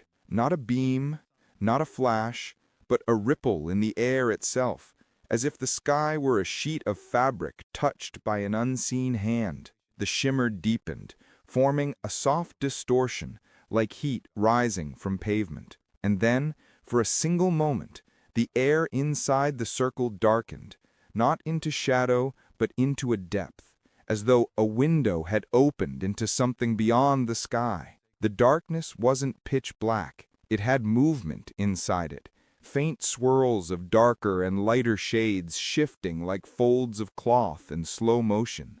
People watching stood frozen. Some gasped, some fell silent. A few stepped backward without realizing it. The distortion wasn't frightening, but it felt powerful, important, like watching a curtain open onto something too vast to comprehend. Then the distortion disappeared, instantly, cleanly, as though someone had snapped their fingers and closed the window. The ring remained, glowing softly, hovering silently, but the moment of depth inside it was gone. And as soon as it vanished, a gust of warm wind swept across the valley, scattering dust, bending reeds, and sending ripples across the river. The wind didn't last long, maybe 10 seconds, but it carried a charge that made the skin on people's arms tingle. And when it faded, the ring began to shrink from the outside inward, collapsing in on itself like a slow closing eye. Within moments, the glowing ring became a thin circle of vapor, then a small cloud, then a single dot, and then it disappeared altogether, leaving the sky clear and untouched, as if nothing had happened. But something had happened. Everyone who saw it felt the truth, and within minutes of the ring's disappearance, new details emerged that deepened the mystery even more. As the wind died down, several small objects washed onto the riverbank. They weren't stones. They weren't pieces of wood. They were thin fragments of metal, tarnished, etched, shaped, each one carrying markings in the same root and water symbol pattern found on the doorway stone and the tunnel arch. The fragments were razor thin, almost like pieces of a delicate metal sheet or ceremonial plate. They looked burned around the edges, as though exposed to intense heat at some point in their past. But they weren't melted. They were mostly intact, scattered like leaves blown into a corner by a long-dead storm. The researchers lifted them carefully. The metal felt cool to the touch, even in the heat of the valley. Each fragment carried a slanted line etched at one end, forming a small part of a larger design. When placed side by side, the lines began forming a curved symbol, a crescent shape, incomplete, but unmistakably deliberate. This crescent symbol didn't match any known culture in the Jordan Valley. Not Roman, not Hebrew, not Greek, not Nabatean. And yet it looked familiar because a faint version of it had been seen once before, on the burnt wooden fragment the river revealed earlier. That fragment had a partial crescent burned into its corner, so faint that many dismissed it as random discoloration.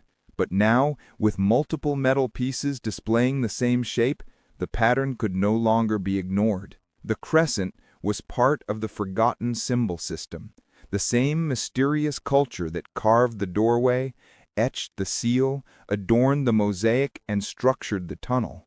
A group that left signs across the valley long before modern borders existed, possibly marking sacred transitions, moments of revelation, or warnings of a future event. But the biggest surprise came not from the metal fragments, but from a detail almost missed by the observers. As one of the divers placed a metal piece on a cloth for examination, sunlight hit it at the perfect angle, and something unexpected appeared. A tiny engraving, nearly invisible to the naked eye, only revealed by the reflection. A symbol of the river bending sharply, forming a hook-like shape, and beneath it, a dot. The historian on site recognized the configuration immediately. This wasn't a decorative image. It wasn't random. It was an ancient marker used by early desert believers to signal something specific, a turning point.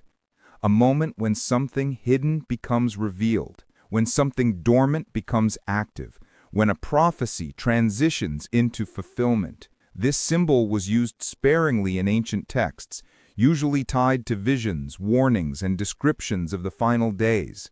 But here, it was etched into the same metal found beneath the cloud ring. The historian went pale, because this symbol, the river bending with a dot beneath it, was known by another name in early writings, the sign of the revealing. And it had appeared now, in this moment, right after the sky opened, right after the tunnel hummed, right after the river exhaled mist, right after the horn-like blast. Everything was aligning. But the final detail was the one that captured the entire valley's attention, because as the cloud ring dissolved completely and the sky returned to perfect blue, a shadow passed across the river's surface, not from a bird, not from a plane, but from something thin and long, drifting high above, too high to identify.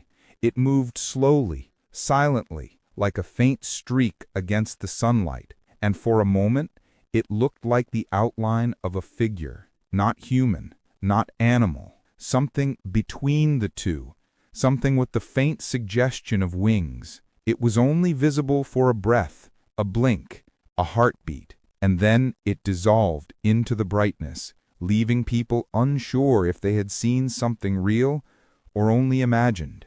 But every witness agreed on one thing. The shadow did not drift like a cloud. It moved with purpose, straight, steady, directed, as if it was traveling along a path that began at the cloud ring and followed the length of the Jordan River itself. And that shadow, combined with the signs, symbols, vibrations, and strange activity in the valley, left one question echoing in every mind. If the river is revealing signs, and the sky is revealing signs, then what comes next? Because signs like these don't build forever. They build toward something, and the next moment in this unfolding pattern would shake the valley more than everything that came before it. The river was about to open again, and this time it wouldn't be mist or metal rising. It would be something alive.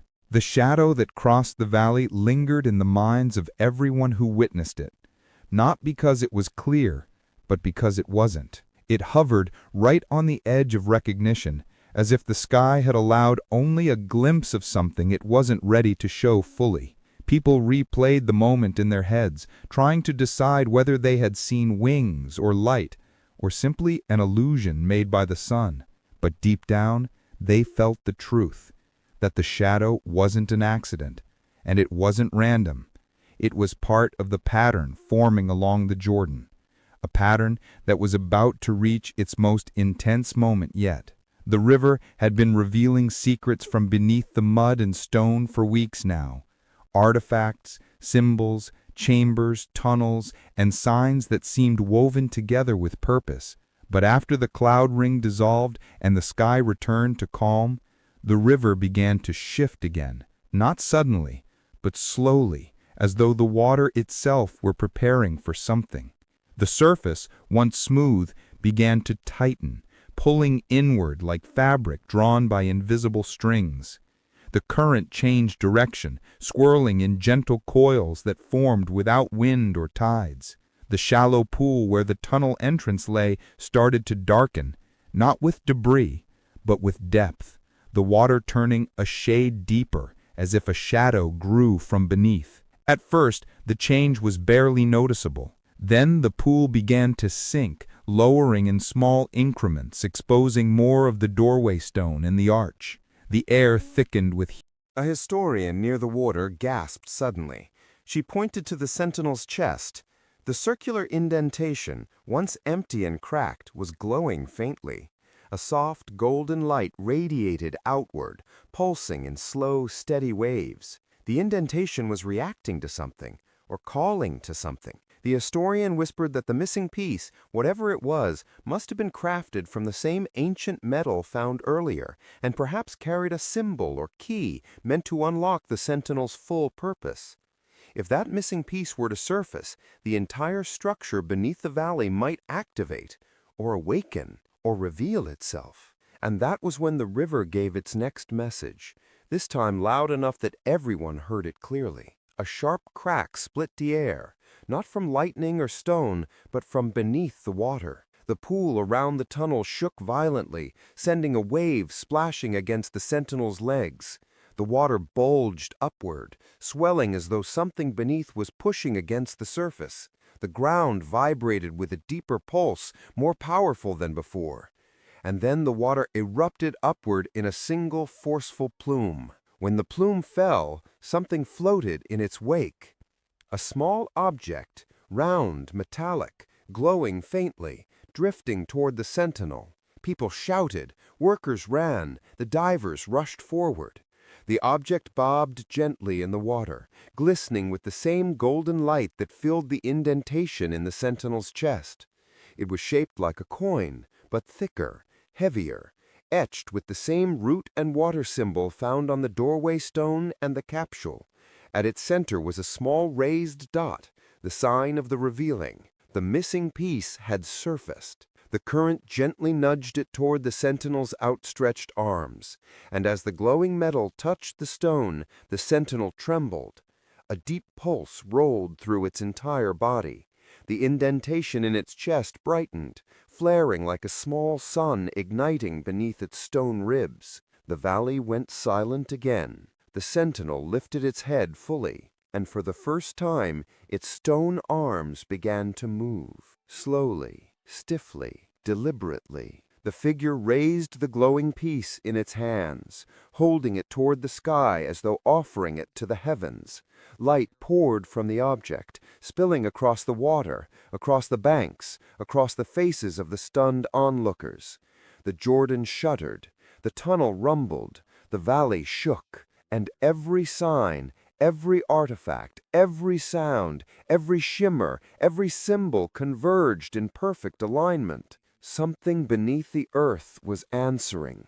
something older than the sentinel, something deeper than the tunnel, something the river had guarded for thousands of years. The rumbling grew louder, and then the ground beneath the river began to split. The moment the ground beneath the water split, a shock wave rolled through the Jordan Valley, not like an explosion, but like the sound of a giant door being unlatched after centuries of silence.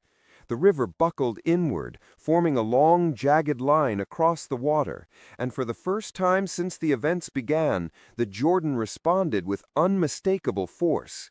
The split was narrow at first, no wider than a finger, but it grew steadily as the earth groaned beneath it. Water rushed into the crack, swallowed by a depth that had no right to exist beneath such shallow land. The sentinel still held the glowing piece in its hands, arms extended upward. Its eyes now glowed bright gold, as if reflecting a light from somewhere beneath the valley. Every pulse of that internal glow matched the tremors running through the ground.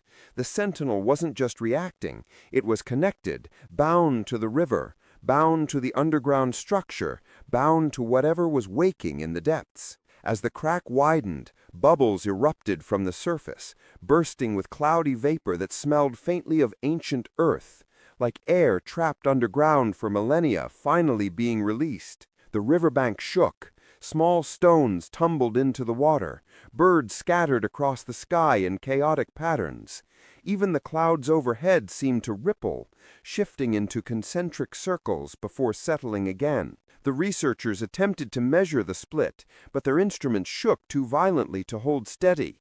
The divers backed away from the pool entirely, unwilling to risk falling into the widening fissure that seemed to stretch endlessly downward. And then the river did something no one expected. It began to drain. Not completely, but visibly. The water sank in a swirling pattern, pulled deeper and deeper into the split, as though the earth beneath had opened a hidden channel. The current reversed direction, flowing into the crack with growing speed. Within minutes, the entire section of river surrounding the sentinel lowered enough to reveal stones and root systems that hadn't been exposed in centuries. And as the water fell, the hidden architecture beneath the Jordan rose.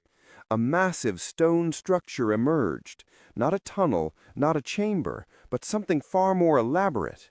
Walls carved with intricate patterns emerged from the depths, each one etched with the same symbols found on the seal, the metal fragments, the capsule, and the mosaic. The root and water motif repeated across every surface, forming spirals, arcs, and flowing lines that created a map of meaning far too complex to decode in a single glance. The entire structure glowed faintly, as if reflecting a light source rising from within. And in the center of the exposed design was a massive circular plate of dark stone, cracked in several places, but still intact. This plate looked like a lid, a seal over something hidden, something buried, something long forgotten. The glowing piece in the sentinel's hands pulsed again. The circular plate responded. A faint light of ring ignited around its edge. The ground rumbled louder, and the plate began to shift. The shift wasn't natural. It wasn't caused by the water. It wasn't caused by the tremor. The plate moved with precision, sliding slowly to the left in a perfect arc, revealing a dark void beneath it, a void that swallowed light. The crowd fell silent. The valley held its breath. Even the sentinel paused, lowering its arms slightly as the enormous stone plate completed its arc and came to rest beside the opening. For a moment, nothing moved. The glowing light faded. The tremors calmed. The water stilled, settling into a low pool around the edges of the exposed structure. And then the void breathed. A warm wind rose from the opening, lifting dust, reeds, and debris into the air. The wind wasn't random. It came in steady beats, like the slow exhale of something vast awakening beneath the earth. It carried a low hum, deeper than the tunnel hum, deeper than the horn blast, a hum that resonated through bone and water alike. A historian collapsed to her knees, trembling. She recognized the sound immediately, not from modern science, not from archaeology, but from ancient writings, from scrolls whispered about across generations, writings that described a moment when the deep places of the earth shall rise and reveal what was sealed in the days of the prophets. And now that seal was open. The sentinel turned its head toward the void, as if acknowledging the awakening. The glowing piece in its hand dimmed, no longer needed. The stone chest no longer flickered. The figure froze again, arms dropping to its sides, eyes half closed, like a guardian returning to stillness after fulfilling its purpose. But the void was far from still. The hum grew louder. The air grew heavier. The water around the edges began to bubble, not with heat, but with movement, something shifting deep within the darkness, too far to see, but close enough to feel. One of the divers, braver than the others, stepped forward and pointed a waterproof light into the opening. The beam disappeared almost instantly, swallowed by the darkness before it reached more than a few feet. The void seemed to absorb light, drink it in, erase it, as though the space beneath the Jordan was not filled with air, but something thicker, something ancient, something designed to conceal until the appointed hour. And then a single glimmer appeared in the darkness, not a reflection, not a fish, not an insect, a light. A tiny pulsing orb of gold, rising from the depths like a star lifting through black water. The orb floated upward in a slow, steady climb, weaving gently as though following an unseen path. It rose to the surface and hovered just above the exposed chamber, glowing faintly but unmistakably alive with pulsing energy. A wave of heat rolled across the valley. The orb pulsed once, twice, 3 times, and then began to drift toward the riverbank, as though seeking something, as though recognizing someone, as though drawn by a larger destiny. The crowd gasped, cameras shook, people backed away, but the orb did not stop. It moved with purpose, toward the sentinel, toward the water, toward the living world above. And whatever it was, whatever ancient force or object had been sealed under the Jordan was no longer hidden. It was rising, and its rise would mark the beginning of something the world had not seen in thousands of years, something the valley had been preparing for, something the signs had pointed toward, something the river could no longer contain. What the orb carried and where it was going would change everything. And the moment the figure emerged, the river gave its last message of the day, a single, clear vibration shooting up from the tunnel, passing through the sentinel, trembling across the water and echoing into the air. A vibration shaped like a pattern, a rhythm, a warning. 3 pulses, a pause. 3 pulses, a pause. 3 pulses, and then silence. The experts understood immediately. So did the locals. So did everyone who had been watching the signs unfold. It was a countdown. The river wasn't finished. The tunnel wasn't finished. The revealing wasn't finished. Something else is coming. Something the Jordan has kept hidden for thousands of years. And whatever rises next will change everything. And just when the valley thought the river had finished its signs, the ground beneath the sentinel shifted again, not with a tremor, but with a deep, hollow knock, like something striking stone from the inside. The water around the tunnel shivered. The sentinel's eyes flickered, and for the first time since it rose, its head turned ever so slightly toward the heart of the valley, as though something far beneath the earth had finally begun to move. Then came the sound, a faint metallic click echoing from the tunnel's depths, a sound no river should ever produce. A lock, turning, something sealed for thousands of years, is opening. The sentinel froze, the river stilled, the valley held its breath. Whatever lies behind that door is waking, and when it rises, the Jordan River will not be the only thing that changes. The golden orb drifted forward with a quiet certainty that silenced every voice along the riverbank. It hovered just inches above the exposed chamber, pulsing gently with an inner life that flowed like a slow heartbeat. The valley, already trembling with the weight of everything that had unfolded, felt heavier still, as though time itself were leaning inward to watch. The orb wasn't rushing. It wasn't drifting without aim. Its path was deliberate, purposeful, almost graceful, like a traveler who had waited centuries for this moment and knew exactly where it needed to go.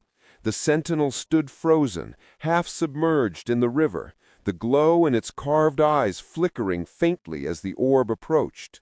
Though the stone figure no longer moved, its presence felt changed, awakened, softened, almost reverent. The glowing metal piece in its hands had dimmed completely now, but the indentation in its chest still held the faint memory of golden light, as if the sentinel had fulfilled the first part of a task and now waited for what came next. The orb moved closer. When it reached the sentinel's chest, it did something unexpected. It slowed, dipping lower, then rose slightly, hovering at eye level as though examining the figure. The faint gold light washed across the sentinel's face, revealing subtle cracks, old weathering, and deep lines carved by ancient hands. After several long seconds, the orb pulsed, a soft, gentle pulse that traveled across the water, across the exposed stone, across the watching crowd. Then it turned away. It didn't choose the sentinel. The orb drifted past it, continuing toward the shallow water where the first doorway stone had been uncovered. The symbol etched onto the doorway, the branching roots, the flowing lines began to glow faintly as the orb approached, responding like metal to a magnet. The glow strengthened, radiating outward in thin filaments of light that traced the symbols carved along the stone's edges. Researchers stepped back in awe. The doorway, dormant for centuries, was waking, but the orb did not stop there either. It hovered over the doorway stone, reflecting its glow back onto the carvings, then pulsed again, once, twice, 3 times. The same countdown rhythm, the same pattern, the same signal. People watching held their breath. Would the doorway open? Would the stone shift? Would the orb descend into the newly revealed tunnel? But once again, the orb rose. It didn't belong to the sentinel. It didn't belong to the doorway. It didn't belong to the tunnel. It belonged somewhere else. As it lifted higher, the exposed architecture beneath the river glowed faintly, responding to its presence. The circular plate that had slid aside moments earlier shone with gold reflected gold. The arches of the submerged walls shimmered like thin lines of fire, tracing their edges. The water around the chamber quieted into a perfect mirror, revealing the orb's reflection in crystalline detail. Then, slowly, but with unwavering focus, the orb turned and drifted toward the riverbank, directly toward the line of researchers, divers, and onlookers who had gathered there. A wave of fear and awe rippled through the crowd as the orb closed the distance, its light illuminating faces, clothing, and trembling hands. No one moved. No one dared. The air felt charged, alive, stern yet inviting, as if the moment demanded. A young boy stood near the edge of the group, no older than 10, clutching a small wooden cross around his neck. His father tried to pull him back, but the boy resisted, his eyes fixed on the orb with a calmness far beyond his age. The orb tilted again, aligning directly with him, glowing brighter in response. A murmur rolled through the crowd. Was the orb choosing him? The boy took a single step forward. The orb drifted closer. The air around them trembled. But just as the orb reached the edge of the bank, inches from touching the boy's outstretched hand, something shifted deep within the open chamber behind the sentinel. A roar of warm air burst upward, blowing dust and mist across the valley. The orb jerked slightly, startled by the sudden surge. The boy stepped back, eyes wide, his father pulling him firmly to safety. Then came the sound. A long, echoing tone, deeper than any before, bellowed from beneath the earth. It vibrated through the water, through the exposed stone, through every tree and rock in the valley. A sound ancient enough to feel familiar, like something the land itself remembered. The orb responded instantly, rising higher into the air, turning away from the riverbank, returning its gaze toward the open void beneath the plate. Again, the void breathed, and this time the breath was loud, heavy, exhausting, alive. A warm gust rolled across the valley like a living exhale, bending reeds and pushing ripples across the water. The orb pulsed rapidly, its light intensifying until the golden glow nearly turned white. And then it dove, not into the sky, not toward the boy, not toward the sentinel, but into the darkness of the open chamber. The orb vanished. The void drank its light. The chamber swallowed the glow. And for several seconds, nothing happened. The valley stood still. The researchers froze. The divers waited. Even the birds seemed suspended in the air, wings outstretched but unmoving. Then the earth gave a deep, resonant thud. A single, powerful heartbeat from below. Dust rose in a thin ring around the chamber's edge. Stones rattled. The water quivered. A faint glow began to rise from the depths. Not the orb's golden light, but something brighter, purer, more intense. It climbed slowly, illuminating the inside walls of the hidden structure. Then a second thud, another heartbeat, another pulse. The glow grew stronger. The sentinel's eyes lit again, brighter than ever, flooding the valley with white gold radiance. The carvings on its stone body illuminated like molten lines running beneath the surface. The indentation in its chest flared, responding to whatever was rising below. And the void continued to brighten. Shapes formed within the light. Not clear shapes, not distinct figures, but shadows shifting behind brilliance too strong to stare at directly. The light pulsed once more, and the crowd shielded their eyes, unable to look any longer. And then the water around the chamber exploded upward. A column of light shot into the air. The sentinel's arms lifted. The valley shook. The atmosphere tightened. Something was rising, not an object, not an artifact, not a symbol. Something alive, something ancient, something the orb had awakened. The crowd screamed. Some prayed. Some ran backward. Others stood frozen, unable to break their gaze. The light intensified until it consumed everything around the chamber. And inside it, from the depths of the ancient structure beneath the Jordan River, a silhouette began to emerge, human-like, but not human, shaped like a figure, but larger, brighter, older. The sentinel bowed its head. The river stilled. The valley waited. The silhouette stepped forward. And what rose next would redefine everything the world believed about prophecy, history, and the signs of the last days. The light pouring from the open chamber beneath the Jordan River grew so bright that the entire valley seemed washed in a pale gold dawn, even though the sun had not changed position. The sentinel stood like a stone witness to the moment, its carved eyes blazing with color, as if they were reflecting something older than time itself. Every ripple of the river froze in its path. Every trembling leaf held still in the air. Even the dust drifting above the exposed structure seemed to hesitate, suspended in a strange silence that felt both holy and terrifying. The figure rising from the depths moved slowly, with deliberate intention, emerging not like a creature climbing from darkness, but like a traveler returning from a long exile. Its outline was enormous, taller than any human, yet the shape remained familiar in form. Arms, shoulders, a bowed head. But everything about it radiated a presence that no human could replicate. The closer it came to the surface, the brighter the chamber glowed, as though the being carried its own light, a light that the chamber walls recognized and answered with soft pulses of reflected brilliance.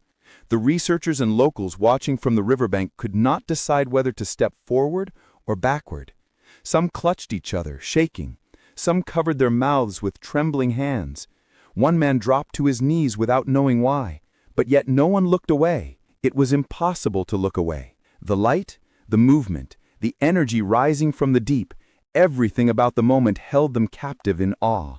The being's head lifted slightly, and though no features were yet visible, a sensation rolled across the valley like warm wind spreading over the skin. It was not fear, it was not comfort, it was something stranger, something like recognition, as though every person watching felt some ancient memory stirring inside them, a memory they did not know they had, a memory calling to them through the glow. The sentinel responded first. Its stone body trembled with a deeper rhythm, its arms rising again, palms open, as though greeting the being rising from below. The glowing metal piece it once held flickered softly, as if remembering its purpose. The lines carved on the sentinel's shoulders, chest, and arms ignited with bright light that ran through them like veins awakening after centuries of stillness. When the sentinel's palms faced the open chamber, the being below responded with a sudden surge of brightness, sending a flare of gold across the water, like a banner unfurling across the valley. And then, at last, the being stepped free of the chamber's boundary. Its entire form rose above the surface, outlined in glowing contours that revealed robes flowing like carved stone fabric draped across broad shoulders. The figure was neither fully stone nor fully light. It was something in between, something alive, that carried the weight of ages in every movement. Its head turned slowly, surveying the world above with an expression that none could quite interpret, perhaps sorrow, perhaps relief, perhaps a longing buried deeper than the earth it had risen from. The eyes of the being opened, revealing two spheres of glowing gold, not sharp or piercing, but deep and steady. Eyes that looked not at individuals, but through them, as though reading the valley's history in a single glance. A wave of wind rushed outward, sweeping across the landscape, bending reeds, rattling stones and lifting dust into spirals. People shielded their faces as the energy passed through them. One woman cried out as she felt something warm surge into her chest, like a heartbeat not her own echoing inside her. The boy who had reached for the orb earlier took a step forward again, drawn by the presence of the being as though pulled by an invisible line connecting them. His father grabbed his shoulders, trying to pull him back, but the boy whispered that he was not afraid, that the being did not feel like danger. It felt like truth. The being lifted one hand, palm outward. The gesture was simple, slow, deliberate. The moment the hand rose, the sentinel's body bowed deeply, lowering its head as though acknowledging the authority of the rising figure. And across the exposed structure beneath the water, every carved symbol, the roots, the waterlines, the circles, the crescents, ignited at once with the same golden hue as the being's eyes. The entire hidden architecture lit up like a map of ancient power, revealing pathways and designs no one ever had seen. Some researchers gasped as they realized the carvings resembled not random symbols, but a complete system of diagrams, possibly instructions, possibly prophecy, possibly warnings. And then came the voice. Not a sound formed by air, not speech in any language known. It was a resonance, a vibration that rippled through the water, through the sentinel, through the valley, through every person standing there. The voice felt like 1,000 whispers layered on top of one another, all speaking the same tone, the same emotion. It was not loud, but it was impossible to ignore. The resonance carried meaning, simple, clear, undeniable meaning, and though no specific words formed, everyone understood the message as if it had been spoken directly into their hearts. The time has opened. The clouds above tightened, spiraling inward. The river trembled. The ground rumbled again with a long, low groan. And then, with a sudden burst of energy, a thin column of light shot downward from the sky, missing the being by inches and striking the sentinel directly in the chest. The sentinel convulsed, its stone body cracking in several places, its eyes blazing with fierce light. The glowing indentation on its chest ignited with the brightest flare yet. It let out a deep, echoing sound, neither a cry nor a roar, but something that resonated between warning and worship. Then the sentinel lifted its hands toward the sky, mirroring the being's posture. The column of light began to split into two branches, one flowing into the sentinel, the other descending toward the chamber. The moment the second branch of light touched the ancient structure beneath the water, the entire underground architecture shifted, realigning, sliding, opening in ways no human machinery could replicate. The being stepped forward, raising its hands higher. The river responded. The sky responded. The stone responded. Even the people felt something ignite inside them, an awakening, a pull, a quiet voice whispering that the world was standing on the threshold of something monumental. And as the light grew brighter and the vibrations grew stronger, the being finally spoke again, not through resonance this time, but through actual sound shaped in the air, in a tone that shook every stone in the valley. Repair. The word cut through the wind, through the water, through the hearts of everyone watching. The being drew breath, lifting its face toward the swirling sky. For what comes next will not remain hidden. The valley trembled. The ground split wider. The sky darkened. The chamber below roared. And something began rising from behind the being. Something massive, ancient, and world-shaking. Something far larger than the sentinel, far older than the root and water people, far deeper than the chamber beneath the river, something the earth had concealed for millennia, something the river had guarded, something that would change everything. And the being turned to face it. The being stood upon the exposed stone platform, glowing with a warm, ancient radiance that painted the valley in gold and shadow. Its presence alone seemed to bend the air around it, not violently, but with the slow gravity of something that had existed since the earliest ages of the world. The Jordan River stared back like a mirror of liquid bronze, its surface shimmering with supernatural calm, even as the valley vibrated beneath it. Then the rumbling changed. It deepened.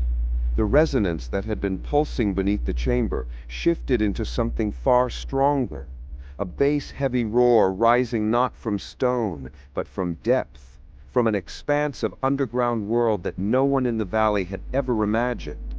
The being turned slowly, its glowing eyes locking onto the widening fissure behind it.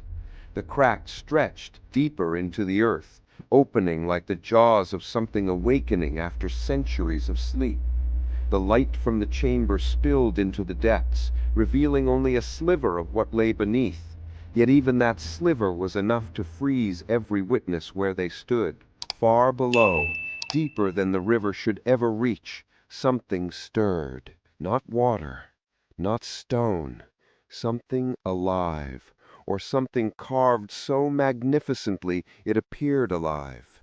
The first sign was movement, a shifting shadow the size of a boulder, then another, then dozens more. The chamber walls glowed brighter, as if urging the watchers to see, to acknowledge, to understand that what lay beneath the Jordan was not a single structure, but a colossal mechanism, a network of stone pathways, spiraling carvings, and ancient tracks that all seemed built around a central figure resting in the deepest recess. The light continued to flow downward, forming a shimmering river of gold pouring into the darkness. And then, from within that golden fog, something immense began to rise. A shape, a mass, a form so large it dwarfed the being already standing on the surface. Slowly, methodically, an enormous structure lifted into view. First a ridge, then a curved expanse of stone covered with thousands of etched lines, each one glowing faintly as it absorbed the rising light. It looked like a wall at first, but then the wall shifted, lifting an inch, then 2, then an entire foot, as though carried upward by unseen hands. The onlookers gasped. Researchers stumbled backward. Children clung to their parents. And the boy who had felt drawn to the orb whispered something barely audible. "It's breathing." And he was right. The massive shape beneath the water inhaled. The sound was unmistakable, not the roar of air or the rushing of water, but a deep, ancient intake, like the first breath of something that had waited far too long. The being on the surface lowered its hands slightly, as though bowing in recognition of the colossus rising below. Another section of the massive figure emerged, a broad shoulder covered in spiraling carvings that matched the patterns found on the doorway stones and the seal. The carvings glowed brighter as the surface being drew its hands toward its chest. The sentinel, still glowing fiercely from the beam of skylight, responded by lowering itself to its knees, its stone form trembling with an emotion none could name. Honor, reverence, fear, whatever was rising was not the sentinel's equal. It was its superior, its maker, or perhaps its commander. The ground trembled again, harder than before, shaking loose stones along the bank and sending ripples across the river's surface. The fissure widened, allowing the glowing water to flow deeper into the underground chamber. The more light entered, the clearer the colossus became. The moment those words settled into the air, the sky responded. Clouds gathered out of nowhere, swirling into a wide circle directly above the being, mirroring the structure below. Thunder rumbled, but the lightning did not strike downward. It circled inside the cloud ring like veins of light curling along the sky's edges. The being stepped fully onto the exposed stone, standing at the edge of the chamber, taller than any living person, its presence